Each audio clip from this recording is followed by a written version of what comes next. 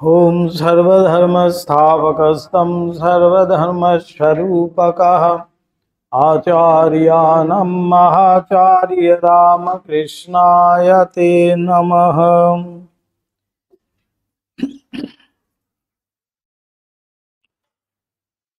ঠাকুরের জন্মভূমি সন্দর্শন, তাই তো? এখানটাই হচ্ছিল আমাদের।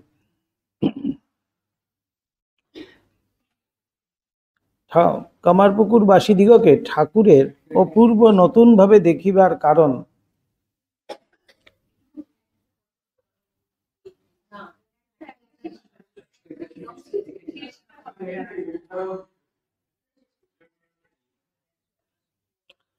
কামারপুকুর পল্লিস্থ নরনারীর দৈনন্দিন জীবন ঠাকুরের নিকটে এখন যে অনেকাংশে নবীন বলিয়া বোধ হইয়াছিল একথা বুঝিতে পারা যায়। এটা আমরা গতদিন শুরুও করেছিলাম। কেন নতুন? তিনি সবাইকেই সেইভাবেই দেখছেন তখন। সেই জন্য যেমন বিদেশ হইতে বহুকাল পরে কেউ প্রত্যাগত হলে যেরকম আমরা দেখি, ভাবি হয়তো বিদেশের মতো করেই তার সাথে আমরা ব্যবহার করব, কিন্তু তিনি কিন্তু সেরকমই আছেন। কারণ ওই কেবল 8 বৎসর কাল মাত্র জন্মভূমি হইতে দূরে থাকিলেও ওই কালের মধ্যে ঠাকুরের অন্তে সাধনার প্রবল ঝটিকা প্রবাহিত হইয়া উহাতে আমূল পরিবর্তন উপস্থিত হইয়াছিল। ওই সময় তিনি আপনাকে ভুলিয়াছিলেন, জগৎ ভুলিয়াছিলেন এবং দূরাত সুদূরে দেশকালে সীমার বহির্ভাগে যাইয়া উহার ভিতরে পুনরায় ফিরিবার কালে সর্বভূতে ব্রহ্মদৃষ্টি সম্পন্ন। এটাই আমরা পড়েছিলাম। কি সেই পরিবর্তন? তিনি এইবার সর্বভূতে সেই ব্রহ্মদৃষ্টি করছেন, ব্রহ্ম দর্শন করছেন। তাই তিনি যেন, যে গতদিনই কথা হয়েছিল যে ব্রহ্মজ্ঞ ব্যক্তি বা ঈশ্বর দর্শন হলে কি হয়, দুটো কি শিং বেরোয়? যেমন মানুষ তেমনিই থাকবে, শুধু তার দৃষ্টিভঙ্গি অন্যরকম হয়ে যায়। এটাই কামারপুকুরে স্ত্রী পুরুষ সকলকে ঠাকুর কি অদ্ভুত প্রেম বন্ধনে আবদ্ধ করিয়াছিলেন তাহা ভাবিলে ভীষিত হইতে হয়। প্রেমে বন্ধন হবেই, প্রেমে বন্ধন। কেননা ভগবান স্বয়ং, ভগবান আমাদেরকে ওই বন্ধনেই কিন্তু বন্ধিত করেন। তার সাথে একমাত্র আমাদের প্রেমের সম্পর্ক। সেই জন্যই তার প্রতি আমাদের এত আকর্ষণ, তার সাথে এত ভালোবাসা। তাকে ছাড়া আমাদের বাঁচা যায় না, কেননা এইটি হলো কি প্রেমের সম্বন্ধ।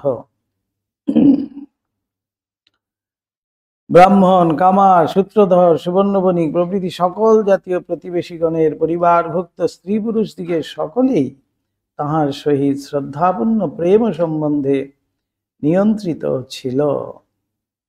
সেখানে কোনো তার বিভেদ ছিল না। ভগবানের কাছে যেমন কোনো বিভেদ নেই, সেরকম সবাই তার কাছে সমান যেন।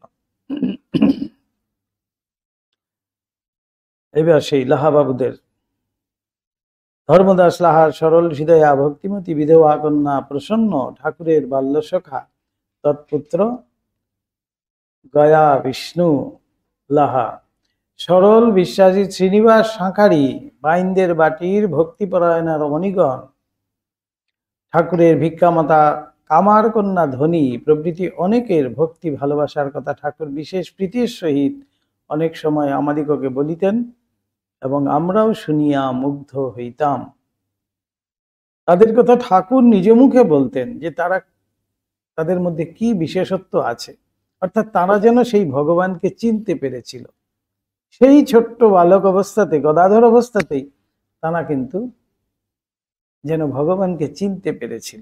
ভগবানের একেবারে যে কাছের লোক, তারা অন্তরঙ্গ। যেমন শ্রীকৃষ্ণের ক্ষেত্রে আমরা দেখতে পাই, শ্রীকৃষ্ণের বাল্য সখারা, শ্রীদাম সুদাম বাল্য সখা যারা, তারা শ্রীকৃষ্ণকে কেমন করে আপন ভাবে দেখতেন। ঐশ্বর্য টৈশ্বর্য দিয়ে কিন্তু দেখতেন না। তারা জানতেন আমাদের সখা তিনি, তাই এটাও খাওয়াচ্ছেন, ঘাড়েও চড়ছেন, এমনটি তাদের সাথে ভাবছিল। তাদের কাছে ওইসব নেই।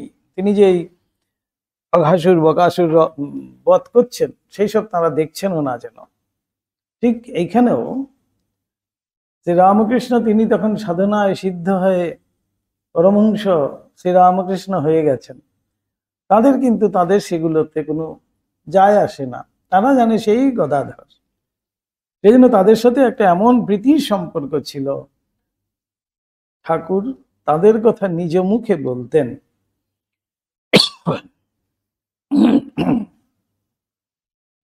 ইহারা সকলে প্রায় সর্বক্ষণ তাহার নিকটে উপস্থিত থাকিতেন। বিষয় বা গৃহকর্মের অনুরোধে যাহারা ঐরূপ করিতে পারিতেন না, তাহারা সকাল সন্ধ্যা বা মধ্যাহ্নে অবসর পাইলেই আসিয়া উপস্থিত হইতেন। রমণীগণ তাহাকে ভজন করাইয়া পরম পরিতৃপ্তি লাভ করিতেন। তজ্জন্য নানাবিধ খাদ্য সামগ্রী নিজ সঙ্গে লইয়া তাহার নিকট উপস্থিত হইতেন। গ্রামবাসীগণের ওই সকল মধুর আচরণ এবং আত্মীয় স্বজনের মধ্যে থাকিয়াও ঠাকুর নিরন্তর কিরূপ দিব্য ভাবাবেশে থাকিতেন, সে সকল কথার আভাস আমরা অন্যত্র পাঠককে দিয়েছি বলছেন। আমরা সেগুলো আগে কিছুটা হলেও পড়েছিলাম। এবার নিজ পত্নীর প্রতি, মায়ের প্রতি ঠাকুরের সেই কর্তব্য পালন, এই জায়গাটায় আসছি।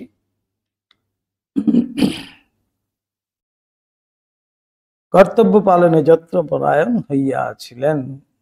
এই সময়টায় নিজ পত্নী তাহার নিকটে আসা না আসা সম্বন্ধে উদাসীন থাকিলেও যখন তিনি তাহার সেবা করিতে কামারপুকুরে আসিয়া উপস্থিত হইলেন, ঠাকুর তখন তাহাকে শিক্ষা দীক্ষাদি প্রদান পূর্বক তাহার কল্যাণ সাধনে তৎপর হইয়াছিলেন। যে শুধুমাত্র তার সেবা নিব বলে আমি তাকে নিয়ে এসেছি এখানে, তা কিন্তু নয়। মাকে শিক্ষিত করছেন নানানভাবে, সেই উপদেশ দানে, ধর্ম উপদেশ ইত্যাদি, এই শিক্ষা দীক্ষা এসব দিককে শেখাচ্ছেন। ঠাকুরকে বিবাহিত জানিয়া শ্রীমৎ আচার্য তোতাপুরী তাহাকে একসময় বলিয়াছিলেন, তাহাতে আসে যায় কি? আরেকজন পরমহংস তো, সেই জন্য তিনিই বলতে পেরেছিলেন যে পরমহংস অবস্থা লাভ করলে পরে বিয়ে করা না করা, পত্নী থাকা না থাকা, তাতে কি যায় আসে? স্ত্রী নিকটে থাকিলেও তাহার ত্যাগ বৈরাগ্য বিবেক বিজ্ঞান সর্বতভাবে অক্ষুণ্ণ থাকে, সেই ব্যক্তি ব্রহ্মে যথার্থ প্রতিষ্ঠিত হইয়া আছে। স্ত্রী ও পুরুষ উভয়কেই যিনি সমভাবে আত্মা বলিয়া সর্বক্ষণ দৃষ্টি ও তদনুরূপ ব্যবহার করিতে পারেন, তাহারই যথার্থ ব্রহ্ম বিজ্ঞান লাভ হইয়াছে। স্ত্রী পুরুষের ভেদ দৃষ্টি সম্পন্ন অপর সকলে সাধক হইলেও ব্রহ্মবিজ্ঞান হইতে বহু দূরে রহিয়াছে। তোতাপুরী এই হলো গিয়ে ক্লজ দিয়ে দিয়েছিলেন, যেন এই ক্লজ অনুযায়ী, এই নিয়ম অনুযায়ী তোমার তাতে কিছুই যায় আসে না। অর্থাৎ কোনো ভেদ দর্শন থাকে না, ব্রহ্মবিজ্ঞান যেটাকে বলা হচ্ছে, সাধক আর ব্রহ্মবিজ্ঞান। যে ব্রহ্মবিজ্ঞান মানে ব্রহ্মবিদ ব্রহ্মৈব ভবতি, সে ব্রহ্মই হয়ে যায়, ব্রহ্মকে জেনে ব্রহ্মই হয়ে যায়। সেই ব্রহ্ম, তিনি ব্রহ্ম ছাড়া অন্য কিছু দেখছেন না। তো সেখানে স্ত্রী পুরুষ কোনো ভেদ, জাত, ধর্ম কিছুই তার বিচার থাকছে না। তখন সর্বভূতে তিনি ব্রহ্ম দর্শন করছেন। যেমন গীতায় বলছেন সমদর্শিতা কিভাবে লাভ হয়, এই সমদর্শী লাভ করবে একমাত্র সেই ব্রহ্ম বিজ্ঞান ব্যক্তি।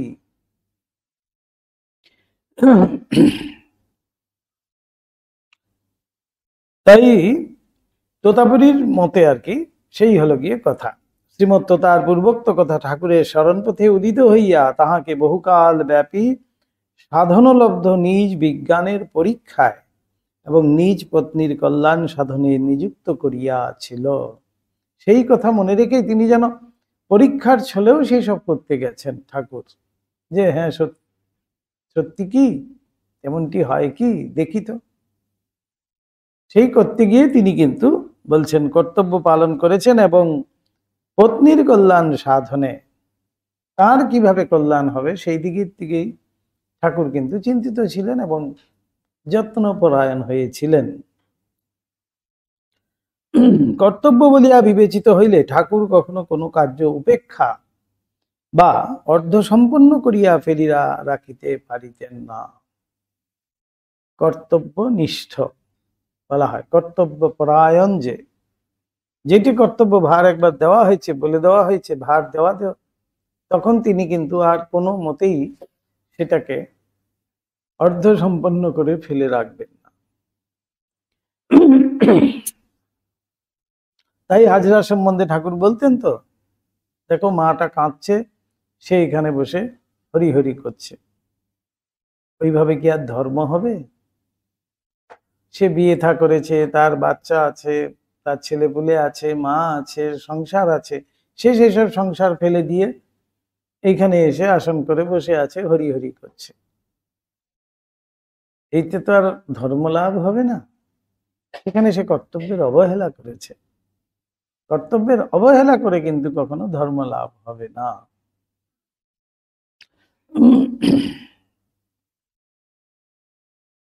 বর্তমান বিষয়ও তদ্রূপ হইয়াছিল।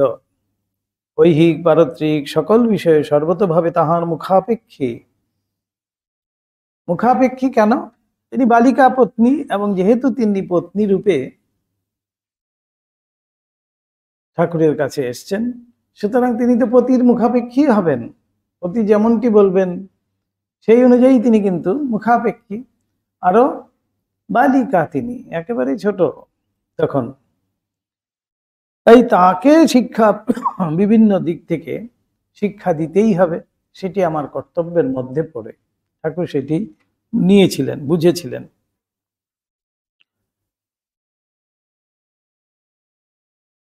তাই সেখানে বালিকা পত্নীকে শিক্ষা প্রদান করিতে অগ্রসর হইয়া তিনি ওই বিষয়ে অর্ধ নিষ্পন্ন করিয়া ক্ষান্ত হন নাই। সম্পূর্ণভাবে শিক্ষিত করেছেন, দীক্ষিত করেছেন, তারপরে এমন একটি আসনে বসিয়ে দিয়ে গেলেন যে যেখানে কিনা তার সমস্ত সাধনার সমস্ত ফল সেখানে অর্পণ করে তাকে সেই আসনে বসিয়ে রেখে সেইখান থেকেই তিনি তাকে উদ্বোধন করলেন। হে বালিকে, হে মহাশক্তি, তুমি জাগ্রতা হও, জগৎ কল্যাণ সাধন করো। সেই সরস্বতী পূজার প্রার্থনার মধ্যে আমরা দেখতে পাই ঠাকুর সেই আহ্বান করে সেই জগৎ কল্যাণকারিণী হিসাবে তাকে বসিয়ে রেখে তারপরে গেলেন। অর্ধ নিষ্পন্ন তো নয়ই, একেবারে পুরোপুরি নিষ্পন্ন করে তারপরে গেলেন। দেবতা, গুরু ও অতিথি প্রভৃতির সেবা কেমন করে সমস্ত শিক্ষা দিয়েছেন। দেবতা, গুরু ও অতিথি প্রভৃতির সেবা এবং গৃহকর্মে যাহাতে তিনি কুশলা হয়েন, টাকার সদ্ব্যবহার করিতে পারেন এবং সর্বোপরি ঈশ্বরের সর্বস্ব সমর্পণ করিয়া দেশ কাল পাত্র ভেদে সকলের সহিত ব্যবহার করিতে নিপুণা হইয়া ওঠেন। কি সুন্দর শিক্ষা দেখুন। আমাদের মডার্ন শিক্ষা আর তখনকার শিক্ষায় কত তফাৎ। এখন কি সর্বভাবেই যাতে সে অর্থ করি, প্রচুর অর্থ রোজগার করতে পারে, সেইভাবেই যেন তাকে তৈরি করা হয়। মা বাবা বলছে, স্বামীও বলছে, স্ত্রীও বলছে, সবাই কিন্তু তাই বলছে যে একমাত্র পয়সা বানানোর কল বানাতে হবে তাকে জীবনে যদি প্রতিষ্ঠিত হওয়া হয়। প্রথমেই তাকে জিজ্ঞেস করছে যে কত টাকা টার্ন ওভার, বছরে কত টার্ন ওভার, এটি হলো তার কোয়ালিফিকেশন। অর্থকরী বিদ্যা শুধুমাত্র আমাদের সব। তাই এরকম আমাদের অবস্থা হয়েছে। মা বাবা বুড়ো হয়েছে, ঘর থেকে বের করে দিচ্ছে, এরকম তো ঘরে ঘরেই চলছে সেই সব। এত যে সমস্যা আমাদের আসছে, কিসের থেকে আসছে? এই বিদ্যের প্রতি, এই সেই আদি যে ধারা আমাদের, সেইটি আমরা ভুলে গেছি। এত সুন্দর শিক্ষা, যে এখানে কেমন সুন্দর শিক্ষা দিয়েছেন মাকে। প্রথম শুরু করেছেন দেবতা, দেবতার সেবা কিরকম হবে, গুরুর সেবা কিরকম হবে, অতিথির সেবা কিরকম হবে, লোক ব্যবহার কিরকম হবে, টাকা পয়সা কিরকম ব্যবহার করবে, সৎ ব্যবহার করবে, সেইটা হিসেব সম্পূর্ণ রেখে তারপরে বলেছেন সব কিছু ঈশ্বরে সমর্পণ করে দেশ কাল পাত্র না দেখে সর্বভূতে সেই ভাব বজায় রেখে তার প্রতি সেই ব্যবহার করবে। এই এত সুন্দর শিক্ষা, এর উপরে শিক্ষা ব্যবস্থা কি আর হতে পারে কিছু? এই শিক্ষা প্রদান করেছিলেন মাকে। তাই মা একটা সময় বলছেন যে তিনি আমাকে সব শিখিয়েছেন, পান্তি সাজা পর্যন্ত। এত নিখুঁত আচার্য হতে পারে? আগেকার দিনের কিন্তু গুরুরা তাই করতেন। এই যে গুরুগৃহে বাস, ছোটবেলা থেকে তাকে গুরুগৃহে পাঠিয়ে দেওয়া হতো। বাল্য থেকে কৈশোর অবস্থা, বাল্য থেকে কৈশোর এই অবস্থা পর্যন্ত সে কিন্তু গুরুগৃহেই বাস করবে। সেইখানে গুরু কিন্তু এই সব শিক্ষাই দেবে, কিভাবে দেবতার সেবা করতে হয়, কিভাবে গুরুর সেবা করতে হয়, কিভাবে অতিথির সেবা করতে হয়। সমস্ত গুরুগৃহে থাকলে পরে সমস্ত কাজ করতে হতো। কিছুটা আমাদের এখনো মঠ মিশনের আমাদের এই যে হোস্টেলগুলোতে আছে, কিছুটা সেই ধরে রাখার চেষ্টা, কিন্তু ছেলেদের মধ্যে সেই মানসিকতা তো নেই।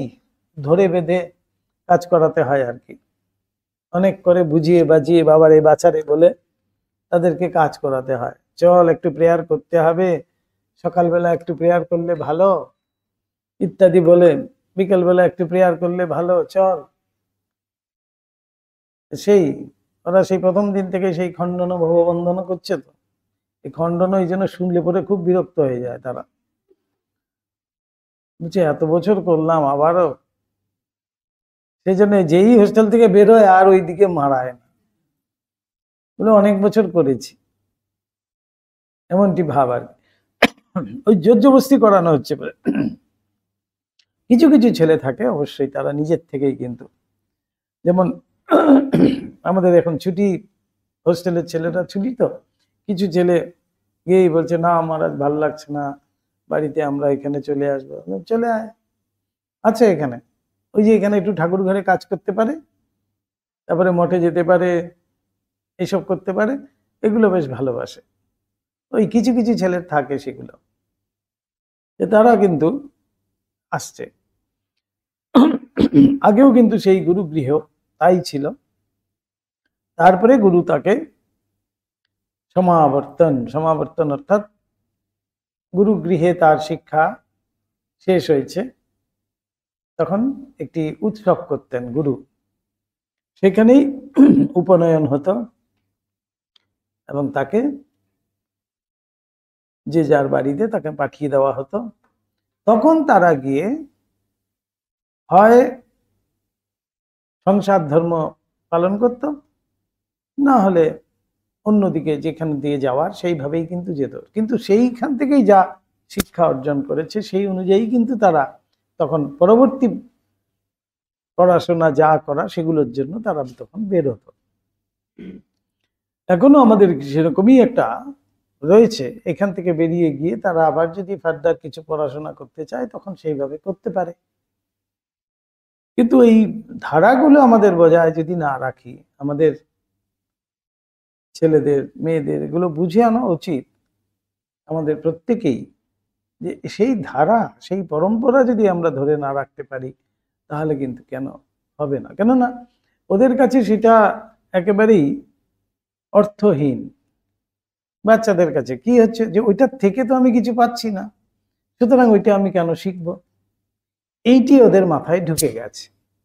এটা যাতে কোনোভাবেই তাদের মাথায় না ঢুকে সেটি ছোট থেকেই তাদেরকে বোঝানো উচিত। এইটি হলো গিয়ে আমাদের ধারা, এই শিক্ষায় শিক্ষিত হয়েই তোমাকে কিন্তু বড় হতে হবে।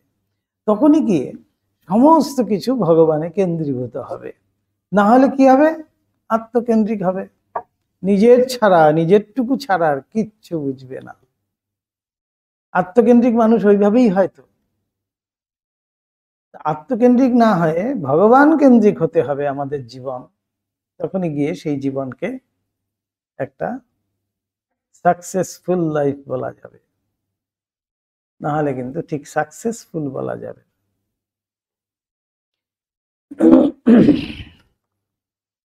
সেইভাবেই শিক্ষা মাকে কিন্তু দিয়েছেন। তদ বিষয়ে এখন হইতে তিনি বিশেষ লক্ষ্য রাখিয়াছিলেন। এই সময়ই ঠাকুর যে সেখানে শুধু খেতে গেছেন আর গল্পগুজব করতে গেছেন ঠাকুর, তা কিন্তু নয়। এখানে একটা বিশাল কর্তব্য পালন করছেন ঠাকুর আমার পুকুরে। এই মাকে নিয়ে এসছেন, মাকে যেন তৈরি করছেন, সেখানে ঠাকুরের যে কর্তব্য সেই রয়েছে, সেইভাবে মাকে শিক্ষিত করে এবং সর্বক্ষণ সেই লক্ষ্য কিন্তু তিনি রাখতেন। অখণ্ড ব্রহ্মচর্য সম্পন্ন নিজ আদর্শ জীবন সম্মুখে রাখিয়া পূর্বোক্ত রূপ শিক্ষা প্রদানের ফল কতদূর কিরূপ হইয়াছিল তৎ বিষয়ের আমরা অন্যত্র আভাস প্রদান করিয়াছি। ঠাকুরের শিক্ষা প্রদান সেইভাবেই কতখানি ফলপ্রসূ হয়েছিল আমরা মায়ের জীবন দেখলেই সেখান থেকে বুঝতে পারি। অতএব এখানে সংক্ষেপে ইহাই বলিলে চলিবে যে শ্রীমতী মাতা ঠাকুরানী ঠাকুরের কাম গন্ধ রহিত বিশুদ্ধ প্রেম লাভে সর্বতভাবে পরিতৃপ্তা হইয়া সাক্ষাৎ ইষ্ট দেবতা জ্ঞানে ঠাকুরকে আজীবন পূজা করিতে এবং তাহার স্ত্রী পদানুসারিণী হইয়া নিজ জীবন গড়িয়া তুলিতে সমর্থা হইয়াছিলেন। তাই মাকে পরবর্তীকালে আমরা দেখতে পাই যে কেন তাকে বলা হচ্ছে রামকৃষ্ণ স্থিতা হিয়া, যিনি রামকৃষ্ণ স্থিতা, রামকৃষ্ণময় হয়ে থাকতেন সব সময়। পত্নীর প্রতি কর্তব্য পালনে অগ্রসর ঠাকুরকে ভৈরবী ব্রাহ্মণী, এইবার ব্রাহ্মণীর একটু একটু চিন্তা হচ্ছে। এইটাই কিন্তু ব্রাহ্মণীর মধ্যে, এত বড় একজন সাধিকা, তার মধ্যে এই অপূর্ণতা, এই সংকীর্ণতা, এটা কিন্তু কাজ করছিল। এই অপূর্ণতা পূর্ণ প্রাপ্তির জন্যই কিন্তু ঠাকুরের কাছে তিনি এসেছিলেন। এখান থেকে এবার বোঝা যাবে ভৈরবী ব্রাহ্মণী সেটা ভালো করে বুঝতে পারেননি। তিনি ভাবছেন এত এত বড় একজন সাধক, তিনি আবার পত্নীর সঙ্গ কেন, পত্নীকে কেন নিয়ে আসা হলো, সেইভাবে ভালো চোখে দেখছেন না। শ্রীমত্ততার সহিত মিলিত হইয়া ঠাকুরের সন্ন্যাস গ্রহণ করিবার কালে তিনি তাহাকে ওই কর্ম করিতে বিরত করিবার চেষ্টা করিয়াছিলেন। সন্ন্যাস নিতেও বাধা দিচ্ছিলেন ভৈরবী। কেন? ভৈরবী ভাবছিলেন যে আমি যেমনটি বলছি তেমনটি শুধু তিনি থাকুক, অন্য আর ভাব আশ্রয় হওয়ার কি দরকার আছে, আমি যেমনটি বলছি সেই অনুযায়ী করুক না। সেই জন্য তিনি চেষ্টা করছিলেন। তাহার মনে হইয়াছিল সন্ন্যাসী হইয়া অদ্বৈত তত্ত্বের সাধনে, কেন এই যে সংকীর্ণতা বলছিলাম, সন্ন্যাসী হইয়া অদ্বৈত তত্ত্বের সাধনে যেন মানুষ নিরস হয়ে যায়, অর্থাৎ বিগ্রহ পূজা, এই যে আনুষ্ঠানিক পূজা আচ্ছা এইসবের বিরোধিতা হয়ে যায়, বিরোধ করে আর কি। এটি খুব স্বাভাবিক। কিন্তু কেন অদ্বৈত ভাবে আছেই, সেখানে কোনো বিগ্রহ নেই, সেখানে কোনো পূজা নেই, সেখানে কোনো কর্ম নেই, সব কিছুর থেকে তার ছাড় হয়ে গেছে। ঠাকুরের কথাটি মনে রাখতে হবে, ছাড় হয়ে গেছে আর ছাড় করাচ্ছি, দুটোর মধ্যে অনেক তফাৎ। তাই ঠাকুর বলছেন সেই নারিকেলের বেল্ল যদি জোর করে খসাই তাহলে গাছের ক্ষতি হয়, যদি নিজে নিজে খসে যায় গাছের উপকার হয়। ঠিক সেইভাবে বুঝতে হবে। আমি সন্ন্যাসী হয়ে গেছি বলে আমি সব কাজের ঊর্ধ্বে উঠে যাব, আমি যদি সেটা মনে করি তাহলে হবে, অটোমেটিক্যালি হবে। ঠাকুর কিভাবে দেখাচ্ছেন, তর্পণ করতে গেছেন, জল নিয়েছেন, জল গড়িয়ে গেছে, সেটাকেই বলা হচ্ছে গলিত হস্ত, অর্থাৎ তার আর কর্ম নেই, কর্ম করতে পারলেন না। ঠাকুর কাঁদছেন, বলছেন এই সামান্য জলটুকু আমি দিতে পারলাম না মা তোমাকে। কেঁদে কেঁদে বলছেন মায়ের কাছে, প্রার্থনা করছেন, আর কিছু জলটুকু তর্পণও করতে পারলেন না। সেই ভৈরবী ব্রাহ্মণী কেন সেই বিরোধিতা করেছিলেন যে অদ্বৈত তত্ত্বের দিকে গেলে পরে আর অন্যদিকে এই যাবে না, বিগ্রহ ঈশ্বর প্রেম এগুলোর দিকে আর ঈশ্বরের যে একটা স্বরূপ রয়েছে, একটা বিগ্রহ রূপ রয়েছে, সাকার রূপ রয়েছে, সেদিকে আর তো তার কোনো রুচি থাকবে না যেন। তাই তাহার মনে হইয়াছিল সন্ন্যাসী হইয়া অদ্বৈত তত্ত্বে সাধনে অগ্রসর হইলে ঠাকুরের হৃদয় হইতে ঈশ্বর প্রেমের এক খালে উচ্ছেদ হইয়া যাইবে, ঈশ্বর প্রেমের উচ্ছেদ হয়ে যাবে বলছেন। আর কখনো হয়তো ঈশ্বর প্রেম তার মধ্যে দেখা যাবে না, শুষ্ক, সবসময় বিচার করছে। ঠাকুর মায়ের কাছে বলছেন না, আমাকে শুষ্ক সাধু করিস নি, রসে বসে রাখিস। তার মানে ঠিকই সবসময় নীতি নীতি করছে, এই হলো কি শুষ্ক ভাব। সবই তো অনিত্য, তাহলে আর আমার কি দরকার আছে, যাও যাও যাও, সব সব সব সরে যাও, সব সরে যাও, সব সরে যাও ইত্যাদি, সব নীতি না, সবই নাও, সবই নিচ্ছে, কিন্তু আমি তো কিছুই নিচ্ছি না। এই যে ভাব, এটা অনেক উঁচু ভাব, কিন্তু সে সবই নিচ্ছে কিন্তু কিছুই নিচ্ছে না। সে ব্যাসদেবের মতো এত সব খেয়ে বলছে, আমি যদি কিছু খেয়ে না থাকি তাহলে যমুনা দুভাগ হয়ে যাও। গোপিনীরা দেখলো, আরে এই যত কিছু ছিল সব ব্যাসদেব খেয়েছে, বলছে আমি যদি কিছু খেয়ে না থাকি। এই হলো গিয়ে বিচার, শুষ্ক বিচার নয়, সত্যি আমি তো কিছু খাইনি। এই যে আত্মা, সে তো কিছু খায়ও না, তার কোনো জন্ম নাই, মৃত্যু নাই, সে কিছু গ্রহণও করে না, সে কিছু ত্যাগও করে না, সে অজর অমর সুমেরু অটলবৎ।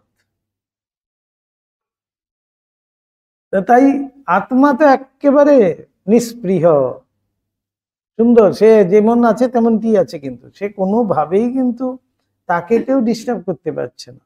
আমি তার মধ্যে কাবার লাগিয়ে লাগিয়ে বলছি যে হ্যাঁ এটা ওই, এটা সেই, ওটা সেই, এক একটা কাবার পরিয়েছি, এক একটা কাপড় পরিয়েছি, পরে পরে আমি বলছি এটা এই, এটা সেই, ওটা সেই। এই হলো আত্মা বলছেন, বারে আমি কিছুই জানলাম না, আমার উপরে এক একটা কাভার লাগাচ্ছে আর আমাকে বলছে এই। তাই বলছেন, পদ বলে আমি, রথ বলে আমি, মূর্তি বলে আমি, আর হাসেন অন্তর্যামী। সবাই ভাবছে ভগবান হয়ে গেছে, আসল ভগবান যে, তিনি তো অন্তর্যামী, তিনি তো হাসছেন, বলে যা দেখো এরা কি অবস্থা। ঠিক এইরকমই, এই যদি বিচার আমাদের থাকে তাহলে আমরা কিন্তু কখনো বেরসিক হব না, রসে বসেই থাকবো ঠাকুরের মতো। ঠাকুর যেমন শেখাচ্ছেন আমাদের, ঐরূপ কোনো আশঙ্কায় এই সময় তাহার হৃদয় অধিকার করিয়াছিল। ভৈরবী ব্রাহ্মণীর আর কি বোধ হয়, তিনি ভাবিয়াছিলেন ঠাকুর নিজ পত্নীর সহিত ঐরূপ ঘনিষ্ঠভাবে মিলিত হইলে তাহার ব্রহ্মচর্যের হানি হইবে। ঠাকুর কিন্তু পূর্ববারের ন্যায় এবারেও ব্রাহ্মণীর উপদেশ রক্ষা করিয়া চলিতে পারেন নাই। পূর্ববারের মতো মানে সন্ন্যাস গ্রহণের সময় ভৈরবী ব্রাহ্মণী বারণ করেছিলেন, ঠাকুর কিন্তু শোনেননি। এইবারও তিনি যেটা করবার তিনি করবেনই, তিনি জানেন। ব্রাহ্মণী যে উহাতে নিতান্ত ক্ষুণ্ণা হইয়াছিলেন এ কথা বুঝিতে পারা যায়, কিন্তু ওই রূপেই ওই বিষয়ের পরিসমাপ্তি হয় নাই। ওই ঘটনায় তাহার অভিমান প্রতিহত হইয়া ক্রমে অহংকারে পরিণত হইয়াছিল। অভিমান তো অভিমানী তিনি, সেই অভিমানী যখনই সেখানটায় বা আঘাত পড়ে, সেখানেই অহংকার উঠে যায় এবারে। কিছুকালের জন্য উহা তাহাকে ঠাকুরের প্রতি শ্রদ্ধাবিহীনা করিয়াছিল। ঠাকুরকে এত শ্রদ্ধা করতেন, সেই শ্রদ্ধাও যেন উবে গেছিল, এত অহংকার হয়ে গেছিল যে আমি বলছি তবু শুনছে না, আমাকে মানছেই না। এই হৃদয়ের নিকটে শুনিয়াছি, সময়ে সময়ে তিনি ওই বিষয়ের প্রকাশ্য পরিচয় পর্যন্ত প্রদান করিয়া বসিতেন। অর্থাৎ একটু চেঁচামেচিও করতেন, হয়তো আওয়াজ টাওয়াজ দিতেন আর কি। যথা আধ্যাত্মিক বিষয়ে কোনো প্রশ্ন তাহার সমীপে উত্থাপন করিয়া যদি কেহ বলিত, শ্রী রামকৃষ্ণদেব রামকৃষ্ণদেবকে ওই কথা জিজ্ঞাসা করিয়া তাহার মতামত গ্রহণ করিবে। তাহা হইলে ব্রাহ্মণী ক্রুদ্ধ হইয়া বলিয়া বসিতেন, সে আবার বলিবে কি? তাকে তো আমিই শিখিয়েছি, সে আবার কি বলবে? আমি বলছি শোনো, বলে না, সেরকম হয়ে গেছিল। ভাবটা এই যে আমি তো তাকে শিখিয়ে পড়িয়ে মানুষ করলাম, এখন সে আমার উপরে উঠে যাবে, এই ভাবটা। সে আবার বলিবে কি? তাহার চক্ষুদান তো আমিই করিয়াছি, এই অহংকার।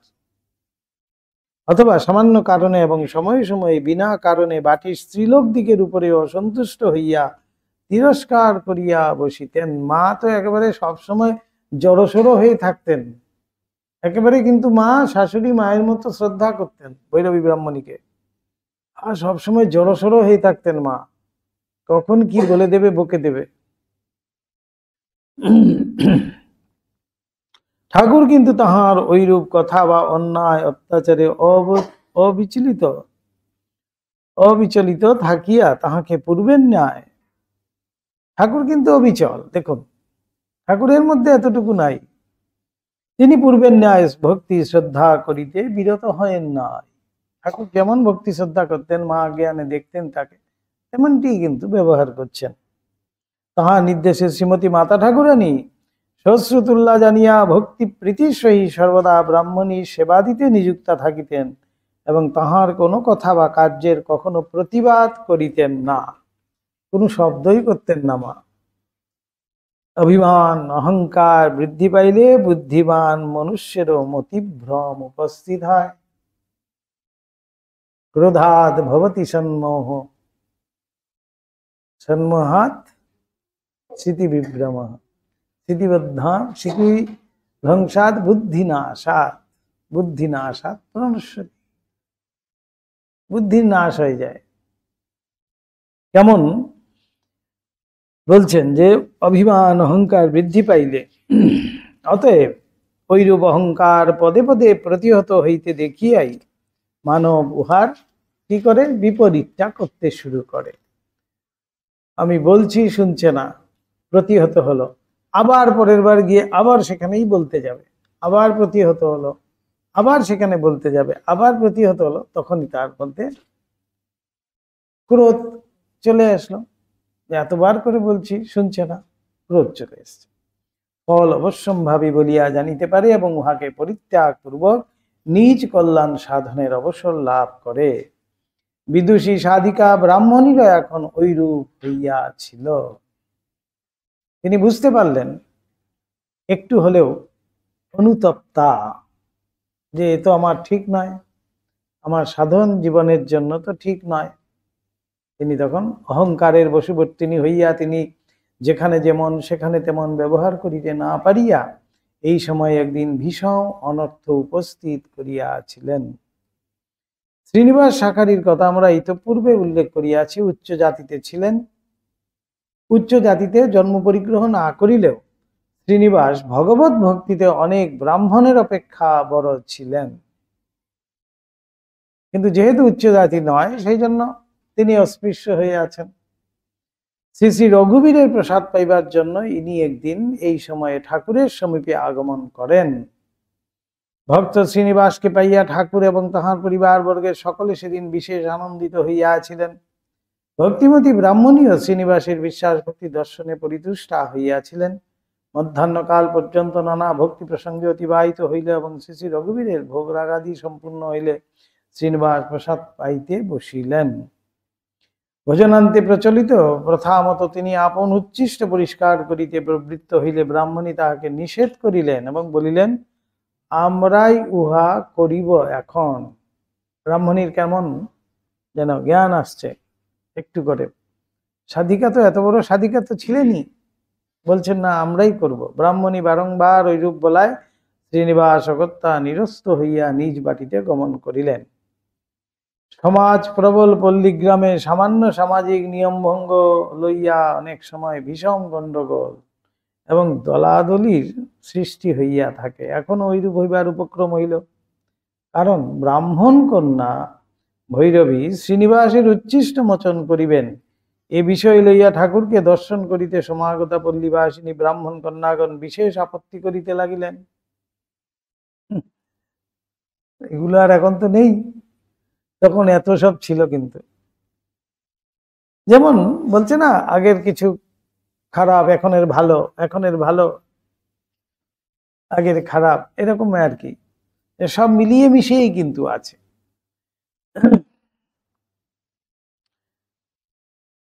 ভৈরবী ব্রাহ্মণী তাহাদের ঐরূপ আপত্তি স্বীকার করিতে সম্মত হইলেন না। ক্রমে গণ্ডগোল বাড়িয়া উঠিল এবং ঠাকুরের ভাগিনের হৃদয় ওই কথা শুনিতে পাইল। সামান্য বিষয় লইয়া ভীষণ গোল বাঁধিবার সম্ভাবনা দেখিয়া হৃদয় ব্রাহ্মণীকে ওই কার্যে বিরত হইতে বলিলেও তিনি তাহার কথা গ্রহণ করিলেন না। তখন ব্রাহ্মণী হৃদয়ের মধ্যে তুমুল বিবাদ উপস্থিত হইল। হৃদয় উত্তেজিত হইয়া বলিল, ঐরূপ করিলে তোমাকে ঘরে থাকিতে স্থান দিব না। ব্রাহ্মণীও ছাড়িবার পাত্রী নহেন বলিয়া, না দিলে ক্ষতি কি, শীতলার ঘরে মনসা শোবে এখন। শীতলার ঘরে মনসা শোবে এখন। তখন বাটির অন্য সকলে মধ্যস্থ হইয়া নানা অনুনয় বিনয়ে ব্রাহ্মণীকে ওই কার্য হইতে নিরস্ত করিয়া বিবাদ শান্তি করিলেন। অভিমানিনী ব্রাহ্মণী সেদিন নিরস্তা হইলেও অন্তরে ভীষণ আঘাত পাইয়াছিলেন। ক্রোধের উপশম হইলে তিনি শান্তভাবে চিন্তা করিয়া আপন ভ্রম বুঝিতে পারিলেন এবং ভাবিলেন, এখানে যখন ঐরূপ মতিভ্রম উপস্থিত হইতেছে, তখন অতঃপর এইখানে তাহার আর অবস্থান করা শ্রেয় নহে। এবার নিজে নিজে বুঝলেন। সদসদ বিচার সম্পন্ন বিবেকী সাধক যখন অন্তর্দর্শনে নিযুক্ত হয়েন, চিত্তের কোনো মলিন ভাবই তখন তাহার নিকট আত্মগোপন করিতে পারে না। ব্রাহ্মণীরও এখন তদ্রূপ হইয়াছিল। ঠাকুরের প্রতি তাহার ভাব পরিবর্তনের আলোচনা করিয়া তিনি উহারও মূলে আত্মদোষ দেখিতে পাইলেন এবং মনে মনে সাতিশয় অনুতপ্তা হইলেন। অনেক সময় আসে না, আমরা ভাবের ঘরে, আবেগের ঘরে আমরা অনেক কিছু কাজ করে নেই। কি আছে, এমন কি আছে না, আমরা যেখানে আছি তার কিছু নিয়ম রয়েছে, সেই নিয়ম কিন্তু আমাকে অবশ্যই মানতে হবে। যেমন মা বলছেন, ঠাকুর কিছু ভাঙতে আসেননি, তিনি গড়তে এসেছেন। সব বজায় রেখে কি সুন্দর করে তিনি সব কিন্তু আবার নতুন ভাবে সাজাচ্ছেন। সব কিন্তু বজায় রেখেছেন, কোথাও একেবারে জাতিবাদ তুলে দিয়েছেন, এই করে দিয়েছেন, সেই করে দিয়েছেন, মূর্তি পূজা তুলে দিয়েছেন, তা কিন্তু নয়। সব কিছু তিনি রেখেছেন, সবকিছু রেখেই সুন্দর করে একটা পরিষ্কার ভাব যুক্ত করে সেখান দিয়ে নতুন ভাবে যেন সাজাচ্ছেন। সেই পুরনো জিনিসকেই লন্ডভন্ড হয়ে গেছিল, আবার যখন সুন্দর করে সাজানো হয়, ঠাকুর যেন সেই কাজটি করলেন। সেই প্রাচীন ধারা বজায় রেখে আধুনিকতার সেখানে ছোঁয়া দিয়ে খুব সুন্দর করে সেটাকে সাজালেন। এইবার ব্রাহ্মণী সেটা বুঝতে পারলেন যে আমার এটার কারণ হলো গিয়ে আমি তার প্রতি আমার এই ভাব পরিবর্তন, তার প্রতি যে আমার শ্রদ্ধা ছিল সেটা চলে গেছিল, আমি একটু অভিমানী হয়ে গেছিলাম, অহংকারী হয়ে গেছিলাম, তাই আমার এরকম হয়েছে ইত্যাদি ভেবে তিনি নিজে নিজে আত্ম আলোচনা করলেন আর কি, নিজে নিজে আলোচনা করলেন, করে তিনি অনুতপ্তা হলেন। অনন্তর কয়েকদিন গত হইলে এক দিবস তিনি ভক্তি সহকারে বিবিধ পুষ্পমাল্য স্বহস্তে রচনা ও চন্দন চর্চিত করিয়া শ্রী গৌরাঙ্গ জ্ঞানে ঠাকুরকে মনোহর বেশে ভূষিত করিলেন এবং সর্বান্তকরণে ক্ষমা প্রার্থনা করিলেন। সর্বান্তকরণে পরে সংযতা হইয়া মন প্রাণ ঈশ্বরে অর্পণ পূর্বক কামারপুকুর পশ্চাতে রাখিয়া কাশীধামের পথ অবলম্বন করিলেন। এইখানেই যেন এই যে একটু হলেও অপূর্ণতা ছিল, সেই যেন পূর্ণতা প্রাপ্তি হলো ব্রাহ্মণীর। তার জন্যই যেন ঠাকুরের সঙ্গ লাভ, দক্ষিণেশ্বরে আগমন, কামারপুকুরে গমন, সব কিন্তু তার জন্যই, ওই অপূর্ণ ভাব সম্পূর্ণ হওয়ার জন্য। এরপরে কিন্তু ভৈরবী ব্রাহ্মণীর আর কোনো খবর নাই, কেউ বলতে পারে না। কাশীধামের দিকে তিনি যাত্রা করলেন, আর কিন্তু কখনো তাকে দেখা যায়নি।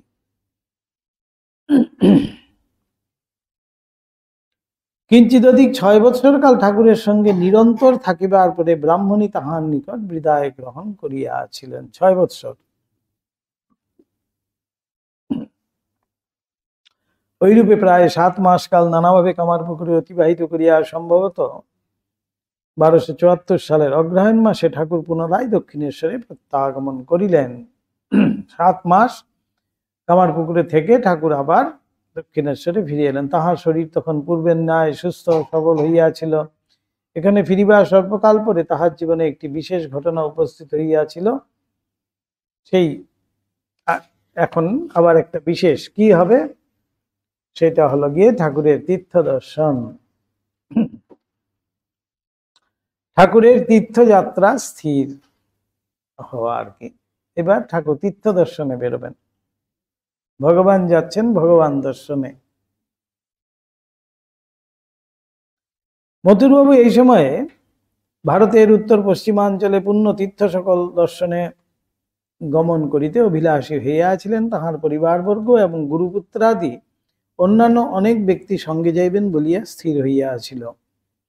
সস্ত্রীক মথুরবাবু মথুরামোহন ঠাকুরকে সঙ্গে লইবার জন্য বিশেষ রূপে অনুরোধ করিতে লাগিলেন। ফলে বৃদ্ধা জননী এবং ভাগিনীর হৃদয়কে সঙ্গে লইয়া ঠাকুর তাহাদিগের সহিত যাইতে সম্মত হইলেন। অনন্ত শুভদিন আগত দেখিয়া মথুরবাবু ঠাকুর প্রমুখ সকলকে সঙ্গে লইয়া যাত্রা করিলেন। তখন সন 1274 মাঘ মাসের মধ্যভাগ। 1868 27 জানুয়ারি। ঠাকুরের তীর্থযাত্রা সম্বন্ধে অনেক কথা আমরা পাঠককে অন্যত্র বলিয়াছি, সেই জন্য হৃদয় নিকট ওই সম্বন্ধে যাহা শুনিয়াছি সেটাই বলা হচ্ছে। হৃদয় বলিত শতাধিক ব্যক্তিকে সঙ্গে লইয়া, শতাধিক, বিশাল টিম।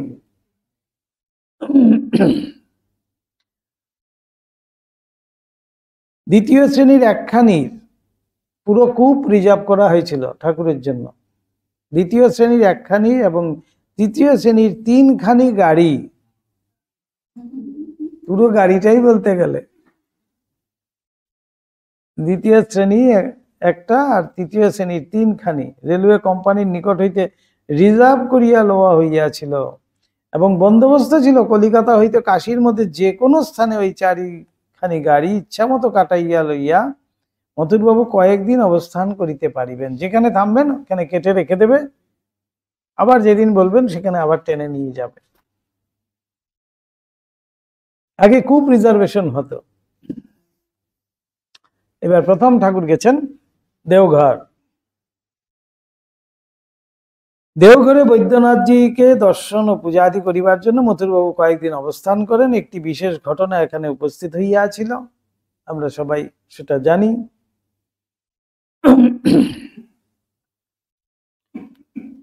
এই স্থানের এক দরিদ্র পল্লীর স্ত্রী পুরুষ দিকে দুর্দশা দেখিয়া ঠাকুরের হৃদয় করুণায় বিগলিত হইয়াছিল। এটাই হলো গিয়ে আমাদের মঠ মিশনের কাগজে কলমে যদি বলা হয় প্র্যাকটিক্যাল রিলিফ প্রথম ঠাকুর নিজের হস্তে শুরু করেছেন। ঠাকুর নিজ হাতে এই রিলিফের কাজ শুরু করেছিলেন এই বৈদ্যনাথ ধামে। নিজে ঠাকুর শুরু করেছিলেন। এই তারপরে অনেক শুরু হয়, এখনো চলছে। বৈদ্যনাথেতে শ্রীযুক্ত মথুর একেবারে কাশীধামে উপস্থিত হইয়াছিলেন। প্রতিমধ্যে উল্লেখযোগ্য কোনো ঘটনা উপস্থিত হয় নাই। কেবল কাশীর সন্নিকটে কোনো স্থানে কার্যান্তরে গাড়ি হইতে নামিয়া শ্রীরামকৃষ্ণদেব, কার্যান্তরে মানে ঠাকুর গেছিলেন আর কি ঝাউতলা, গাড়ি ছেড়ে দিয়েছিল। শ্রীযুক্ত মথুর উহাতে ব্যস্ত হইয়া কাশী হইতে এই মর্মে তার করিয়া পাঠান যে পরবর্তী গাড়িতে যেন তাহাদিগকে পাঠাইয়া দেওয়া হয়। স্টেশন মাস্টারকে এরকম করেছে, আমাদের দুজন থেকে গেছে, কিন্তু পরবর্তী গাড়ির জন্য তাহাদিগকে অপেক্ষা করিতে হয় নাই। কোম্পানির জনৈক বিশিষ্ট কর্মচারী একবারে সেলুনে করে গেছেন। ঠাকুরকে খুব আপন বোধে, মথুরের বন্ধু ছিলেন, তাই ঠাকুরকে সেলুন কারে চড়ে নিয়ে গেছে। ঠাকুর সেই সেলুন কারে উঠে কি আনন্দ, বাচ্চাদের মতো সব ঘুরে ঘুরে দেখছেন। রাজেন্দ্রলাল বন্দ্যোপাধ্যায় কোনো কার্যে তত্ত্বাবধানে একখানি স্বতন্ত্র স্বতন্ত্র মানে হলো সেলুন, সেটা গাড়িতে করিয়া স্বল্পক্ষণ পরেই ওই স্থানে উপস্থিত হন এবং তাহাদিগকে বিপন্ন দেখিয়া নিজ গাড়িতে উঠাইয়া লইয়া কাশীধামে নামাইয়া দেন। রাজেন্দ্রবাবু কলিকাতায় বাগবাজার পল্লীতে বাস করিতেন। এই কার থেকে কিরকম নেবেন তিনি সেবা সব তৈরি হয়ে আছে। কাশীধামে পৌঁছিয়া মথুরবাবু কেদার ঘাটের উপরে পাশাপাশি দুইখানি বাটি ভাড়া লইয়াছিলেন। পূজা দান প্রভৃতি সকল বিষয় তিনি এখানে মুক্ত হস্তে ব্যয় করিয়াছিলেন। ওই কারণে এবং বাটির বাহিরে কোন স্থানে গমন করিবার কালে রূপার ছত্র ঠাকুরের মাথায় ধরা হবে।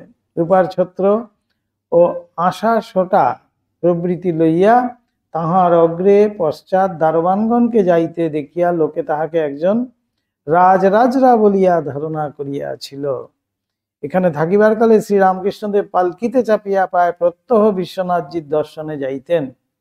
হৃদয় তাহার সঙ্গে যাইতে যাইতে ঠাকুর ভাবাবিষ্ট হইয়া পড়িতেন। দেবদর্শন কালের তো কথাই নাই। ওই রূপে সকল দেবস্থানে তাহার ভাবাবেশ হইলেও কেদারনাথের মন্দিরে তাহার বিশেষ ভাবাবেশ হইত। তাই মা বলেছিলেন এই কেদার আর ওই কেদার এক। এই কাশীর কেদারনাথ দর্শন করলেই ওই কেদার দেখার সমান, কেননা ওই কাশীর যে কেদারনাথ সেখানেই ঠাকুরের জন্য বিশেষ ভাবান্তর হতো। আমরা যখন গেছিলাম সেই কেদারনাথে পুজোও করলাম আমরা।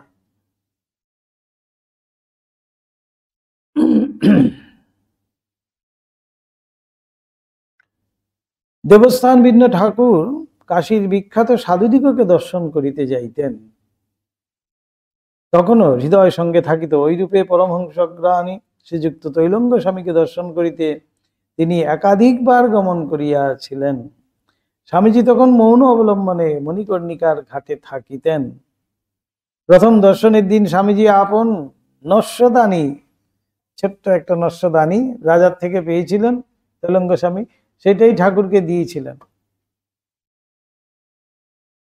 নষ্টদানী ঠাকুরের সম্মুখে ধারণপূর্বক ঠাকুরকে অভ্যর্থনা ও সম্মান প্রদর্শন করিয়াছিলেন এবং ঠাকুর তাহার ইন্দ্রিয় ও অবয়ব সকলের গঠন লক্ষ্য করিয়া হৃদয়কে বলিয়াছিলেন, ইহাতে যথার্থ পরমহংসের লক্ষণ সকল বর্তমান, ইনি সাক্ষাৎ বিশ্বেশ্বর।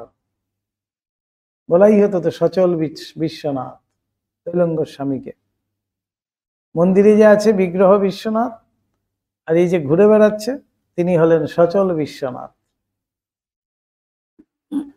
স্বামীজি তখন মণিকর্ণিকার পাশে একটি ঘাট বাঁধাইয়া দিবার সংকল্প করিয়াছিলেন। ঠাকুরের অনুরোধে হৃদয় কয়েক কোদাল মৃত্তিকা ওই স্থানে নিক্ষেপ করিয়া ওই বিষয়ে সহায়তা করিয়াছিল।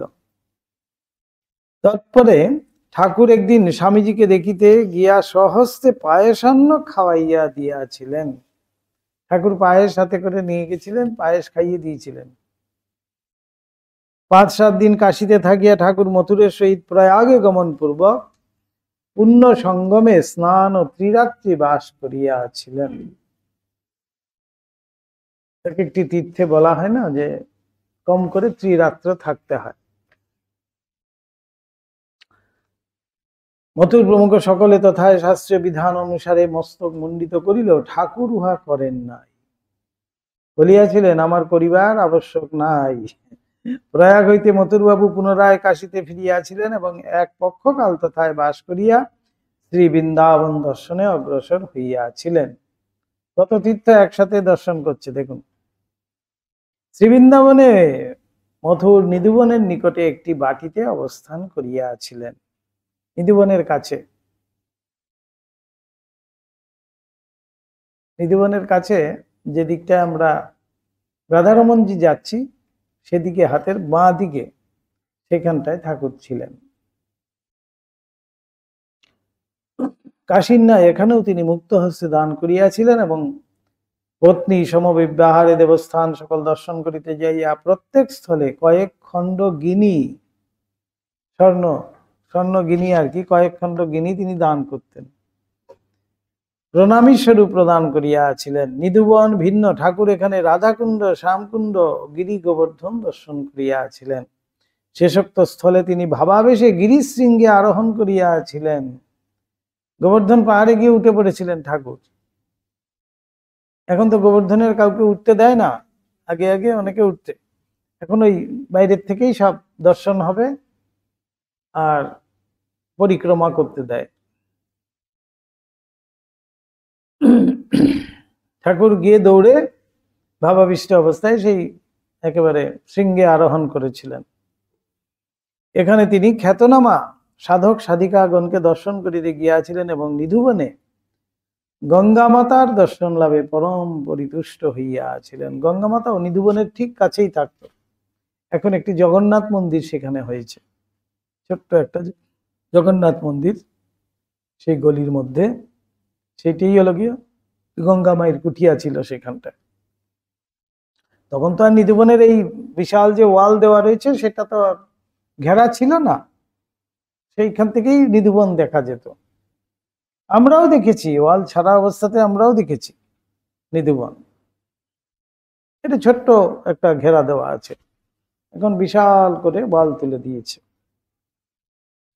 হৃদয়কে তাহার অঙ্গের লক্ষণ সকল দেখাইয়া ঠাকুর বলিয়াছিলেন, ইহার বিশেষ উচ্চাবস্থা লাভ হইয়াছে। হৃদয় সব সাক্ষী। হৃদয়কে সেই তৈলঙ্গ স্বামীর কথাও বলছেন, গঙ্গামায়ের কথাও বলছেন। এক পক্ষকাল আন্দাজ শ্রীবৃন্দাবনে থাকিয়া মথুর প্রমুখ সকলে পুনরায় কাশীধামে আগমন করেন এবং বিশ্বনাথের বিশেষ বেশ দর্শনের জন্য বৈশাখ মাস পর্যন্ত অবস্থান করেন। ওই সময় ঠাকুর এখানে সুবর্ণময়ী অন্নপূর্ণা প্রতিমা দর্শন করিয়াছিলেন। অন্নকূট আর কি, অন্নকূটের সময় সেই সোনার অন্নপূর্ণা বের করা হয়, উপরেই থাকেন, সেখানেই দর্শন হয়। খুব ভিড় হয়, আমি দেখেছি একবার। কাশীধামে যোগেশ্বরী নাম্নী ভৈরবী ব্রাহ্মণীর সহিত ঠাকুরের পুনরায় দেখা হইয়াছিল এবং 64 যোগিনী নামক পল্লীস্থ তাহার আবাসে তিনি কয়েকবার গমন করিয়াছিলেন। ব্রাহ্মণী ওই স্থলে মোক্ষদা নাম্নী একটি রমণীর সহিত বাস করিতেছিলেন। ওই রমণীর ভক্তি বিশ্বাস দর্শনে ঠাকুর পরিতুষ্ট হইয়াছিলেন। শ্রীবৃন্দাবন যাইবার কালে ব্রাহ্মণী ঠাকুরের সঙ্গে গমন করিয়াছিলেন। ব্রাহ্মণীকে ঠাকুর এখন হইতে শ্রীবৃন্দাবনে অবস্থান করিতে বলিয়াছিলেন। হৃদয় বলিত, ঠাকুর তথা হইতে ফিরিবার স্বল্পকাল পরে ব্রাহ্মণী শ্রীবৃন্দাবনে দেহ রক্ষা করিয়াছিলেন। কতজন, কত সাধক সাধিকার সাথে ঠাকুরের দেখা হয়েছে। শ্রীবৃন্দাবনে অবস্থানকালে ঠাকুরের বীণা শুনিতে ইচ্ছা হইয়াছিল। বীণা বিখ্যাত, কিন্তু সে সময় তথায় কোনো বীণকার উপস্থিত না থাকায় উহা সফল হয় নাই। কাশীতে ফিরিয়া তাহার মনে পুনরায় ওই ইচ্ছা উদয় হয় এবং শ্রীযুক্ত মহেশচন্দ্র সরকার নামক একজন অভিজ্ঞ বীণকারের ভবনে হৃদয়ের সহিত উপস্থিত হইয়া তিনি তাহাকে বীণা শুনাইবার জন্য অনুরোধ করেন। মহেশবাবু কাশীস্থ মদনপুরা নামক পল্লীতে অবস্থান করিতেন। ঠাকুরের অনুরোধে তিনি সেদিন পরম আহ্লাদে অনেকক্ষণ পর্যন্ত বীণা বাজাইয়াছিলেন। বীণার মধুর ঝঙ্কার শুনিবা মাত্র ঠাকুর ভাবাবিষ্ট হইয়াছিলেন। পরে অর্ধবাহ্যদশা উপস্থিত হইলে তাহাকে শ্রী শ্রী জগদম্বার নিকটে, মা আমায় হুঁশ দাও, আমি ভালো করিয়া বীণা শুনিব, এইরূপে প্রার্থনা করিতে শোনা গিয়াছিল। হুঁশ না থাকলে ভাবাবিষ্ট হয়ে গেলে তো বীণা শুনতে পাচ্ছেন না, আর যেই বীণা শব্দ শুনছেন আবার ভাবাবিষ্ট হয়ে পড়ছেন। ওইরূপ প্রার্থনার পরে তিনি বাহ্য ভাবভূমিতে অবস্থান করিতে সমর্থ হইয়াছিলেন এবং সদানন্দে বীণা শ্রবণ পূর্বক মধ্যে মধ্যে উহা সুরের সহিত নিজ স্বর মিলাইয়া গীত গাহিয়াছিলেন। সেই স্বরের সাথে ঠাকুর গলা মিলিয়ে গানও করেছিলেন। অপরাহ্ন 5টা হইতে রাত্রি 8টা পর্যন্ত বা 3 ঘন্টা আনন্দ অতিবাহিত হইলে মহেশবাবুর অনুরোধে তিনি ওই স্থানে কিঞ্চিৎ জলযোগ করিয়া মথুরের নিকট উপস্থিত হইয়াছিলেন। মহেশবাবু তদবধি ঠাকুরকে প্রত্যহ দর্শন করিতে আগমন করিতেন। ঠাকুর বলিতেন, বীণা বাজাইতে বাজাইতে ইনি এককালে মত্ত হইয়া উঠিতেন। বিনকার হিসাবেও তিনি একজন সাধক। কাশী হইতে শ্রীযুক্ত মধুর গয়াধামে যাইবার বাসনা প্রকাশ করেন। এখানে যাবেন না ঠাকুর? কিন্তু ঠাকুরের ওই বিষয়ে বিশেষ আপত্তি থাকায় তিনি ওই সংকল্প পরিত্যাগপূর্বক কলিকাতায় ফিরিয়া আসিয়াছিলেন। হৃদয় বলিত, ওইরূপে 4 মাস কাল তীর্থে ভ্রমণ করিয়া জ্যৈষ্ঠ মাসের মধ্যভাগে ঠাকুর মথুরবাবুর সহিত পুনরায় দক্ষিণেশ্বরে আগমন করিয়াছিলেন। শ্রীবৃন্দাবন হইতে ঠাকুর রাধাকুণ্ড শ্যামকুণ্ডের রজ আনয়ন করিয়াছিলেন। ধুলি আর কি, রজ, বৃন্দাবনের রজ এখান থেকে নিয়ে এসে পঞ্চবটিতে ছড়িয়ে দিয়েছিলেন ঠাকুর। এবং অবশিষ্টাংশ সাধন কুটির মধ্যে স্বহস্তে প্রথিত করিয়া বলিয়াছিলেন, আজ হইতে এই স্থল শ্রী বৃন্দাবন তুল্য দেবভূমি হইল। ঠাকুর নিজে সমস্ত তৈরি করে দিয়ে গেছেন। কেন এই দক্ষিণেশ্বর মহাতীর্থ বলা? ভগবান স্বয়ং সেই তীর্থের যেন ভবিষ্যৎবাণী করে গেছেন।